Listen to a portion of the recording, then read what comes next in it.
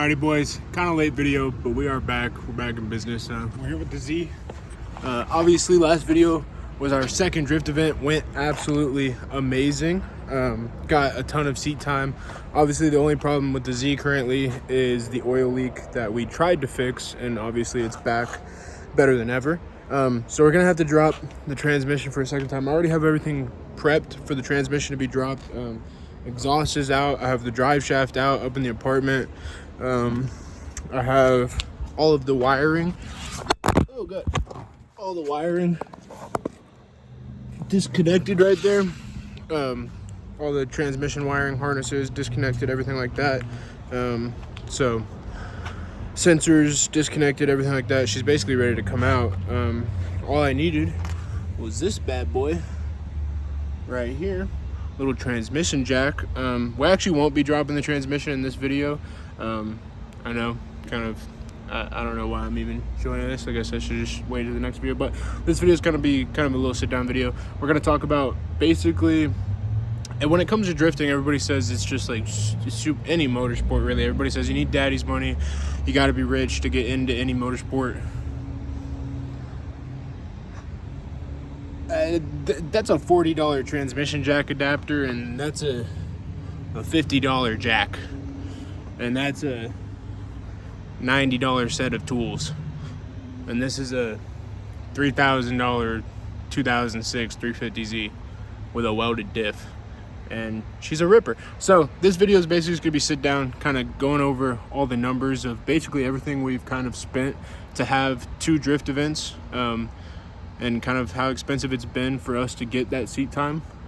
Everything involved with the car, as in like the repairs that we've had to do, stuff like that, you know. So yeah, that's gonna be this video. The next video will probably be us getting the transmission down. We're kind of just waiting for all the boys to be free at the same time so we can all kind of just work on it together. But yeah, see y'all when we're talking about numbers. Alrighty, boys, we are back in the apartment and we are going over the numbers for Caribou. I kind of threw up a little makeshift spreadsheet right here, as y'all can see. Honestly, they're kind of guesstimations. I haven't really sat down and gone through. I'm going to eventually sit down and go through like all of my credit history and all of my banking history to find out exactly what we've like in total spent on Caribou. But honestly, I'm pretty good at keeping like mental notes on expenses. If you know me personally, you know I'm pretty frugal, and money is kind of something I'm big about. So I keep a good mental track of what's going in, what's going out. So I think this is a decent guesstimation of in total what we've spent to go to 2 drift events, including buying the car and pretty much everything. So alrighty, boys, so this is what I have written up right here, just to kind of give you a glance at it real quick. I'll kind of go over each one of them individually, but this is kind of just in total all the expenses, what we've spent to go to 2 drift events and get honestly some really good seat time. So if you look at that and you just went straight to the bottom number and saw $5,000, you're probably thinking off the top of your head, you're like, oh, well, that is a lot of money. What are you trying to tell me? Well, the reality of that is that's $5,000 spent over a pretty decent amount of time. And also, I had been working for 4 years at Discount Tire, saving up to do something like this. So in no ways am I saying drifting is easy to get involved in, but I think there is a pretty large misconception that there's this huge financial hurdle to get into any sort of motorsport. And with this video, I kind of just want to make it apparent that like with anything in life, if it's something that you want to do and you're kind of set on it, you can make it happen without too much financial strain. If you know what you're doing and you kind of keep your numbers about you. Obviously, I haven't been doing a great job, kind of been doing it all mentally, but if you know what's coming in, you know what's going out, and if you've saved for it and worked hard enough to make this happen, it's really not that far off of a goal. So to start off with the purchase of the 350Z itself, the 350Z was posted on Facebook Marketplace for $4,500. We got them down to $3,000, so we purchased it for $3,000 cash. Got it after buying it. Registration and taxes in total was somewhere between about $500 to $600, so I just kind of overestimated at about $650. So in total, buying the 350Z in total, getting title in hand was about $3,600, $3,650. And that's kind of, again, a little bit over estimation. When we bought the car, it needed one tire. Honestly, the car was in great condition. It ran great when we bought it. Honestly, somebody could have bought that car and just maintained it and daily driven it if they wanted to be completely honest. We needed one tire. One of the tires was almost completely bald. Luckily at the time I still worked at Discount Tire, so I was able to get one tire for $40, which is really nice. Obviously, if you're kind of a normal person, you can still get used tires for cheap. Any kind of mom and pop tire shop will sell you used tires for about $40-$50. So again, that's really not too unrealistic.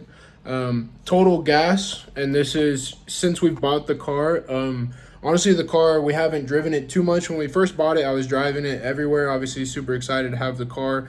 Then, if you keep up with us, we noticed that it obviously had an oil leak. So we had to put the car away and start doing some repairs, drop the transmission to fix the oil leak. Obviously, we didn't fix it properly, so now we're having to deal with that again.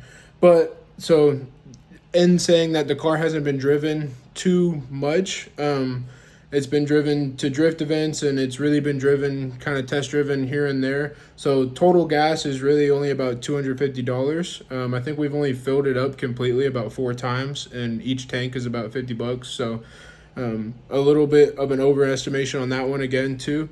But yeah, about $250. Insurance, this is probably the biggest expense in owning the car, to be completely honest. Insurance is about $120 a month. And that's with minimal liability. Unfortunately, I'm 24 years old, not 25 yet. So insurance kind of does eat me in the ass. I do have a couple speeding tickets from when I was younger as well. So insurance is kind of sucks. But so that's probably our biggest expense, is $120 a month with insurance. Obviously, there's ways to get around that. I'm using USAA, which is probably one of the more expensive insurances you could get, even for minimum liability. The only reason I went with them is because that's what my other daily driver is on, so I just wanted to stay with the same company. There are cheaper insurances out there that you can avoid. You can get under $100 a month for insurance, but just be prepared for that. That probably will be one of your biggest expenses.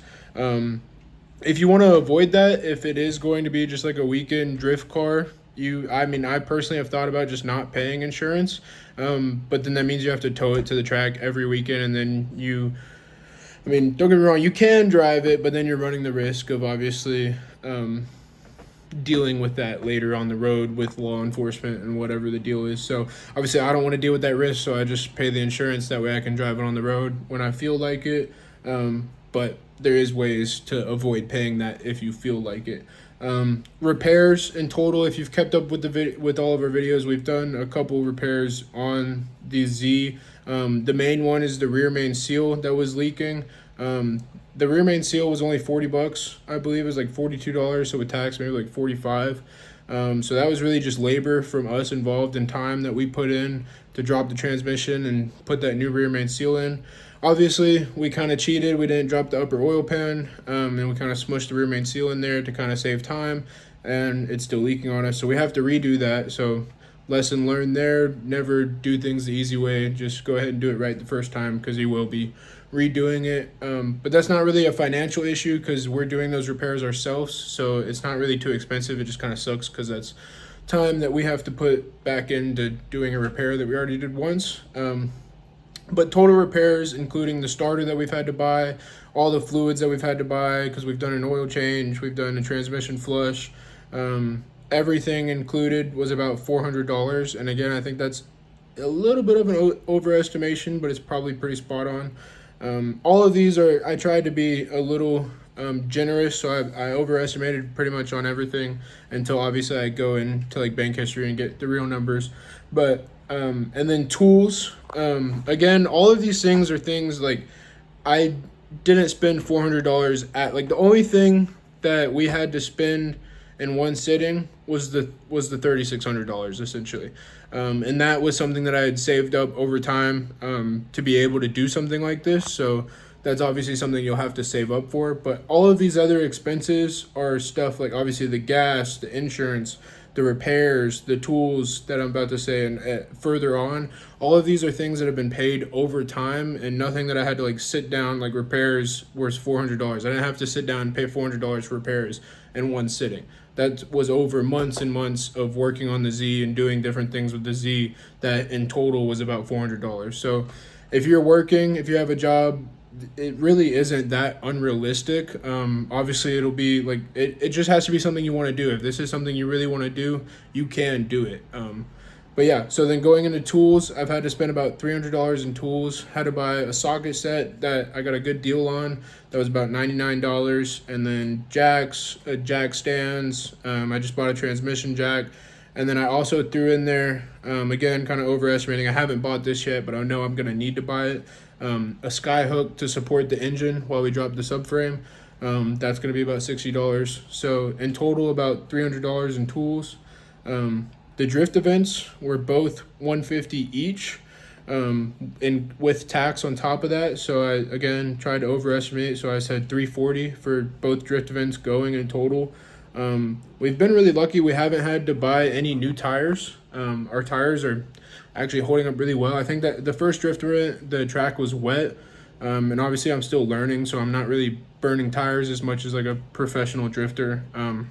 And then I threw a miscellaneous $100 in there just to, again, kind of overestimate anything that I'm not thinking off the top of my head right now.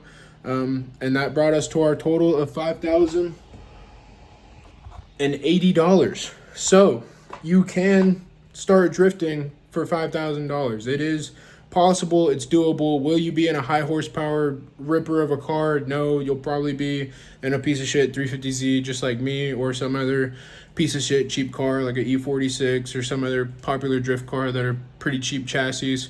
But it is doable and it is possible. So I hope y'all enjoyed this video, kind of going over our expenses as Caribou, trying to start basically, you know, our journey on becoming drifters or whatever you want to call it, and our journey on eventually owning our own shop one day.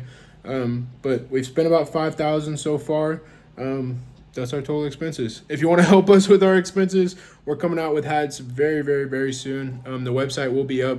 Have the website almost made. We're kind of just all looking over it as a team, making sure we all like it. So website's almost made. If y'all want to support us, buy a hat when they come out, obviously. Love y'all. Thank y'all for watching if you watched all the way through.